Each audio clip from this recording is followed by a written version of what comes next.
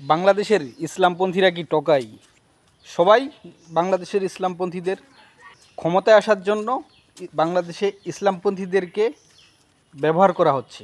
5ই মে হেফাজতে ইসলাম রক্ত দিয়েছে।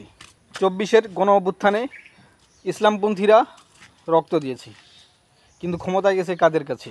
ক্ষমতা ইসলামপন্থীদের হাতে নেই। সব সময় কি শুধু ইসলামপন্থীরা রক্তই দিবে? তাদেরকে টোকা হিসেবে ব্যবহার করবে? আপনারা দেখেন, এখন যারা ক্ষমতায় আছে তাদের ডাকে কয়েক হাজার লোক নিয়ে আসুক, পারবে না। তারা ইসলামপন্থীদেরকে ব্যবহার করে আওয়ামী লীগকে নিষিদ্ধ করবে, তারপরেও তারা লোক জোগাড় করতে পারেনি। তারা ইসলামপন্থীদেরকে দিয়েই আন্দোলন করাইলো। হেফাজতে ইসলাম সহ সমস্ত দল মত একসাথে আসলো, তারপরে বড় ধরনের একটা আন্দোলন করলো, এক রাতেই আওয়ামী লীগকে নিষিদ্ধ করলো। সেখানে সাধারণ ছাত্ররাও তেমন একটা নেই, শুধু ইসলামপন্থী দলগুলো ছাড়া। তাহলে সমস্ত ইসলামপন্থী দলকে ব্যবহার হচ্ছে ক্ষমতায় আসার রাস্তা হিসেবে।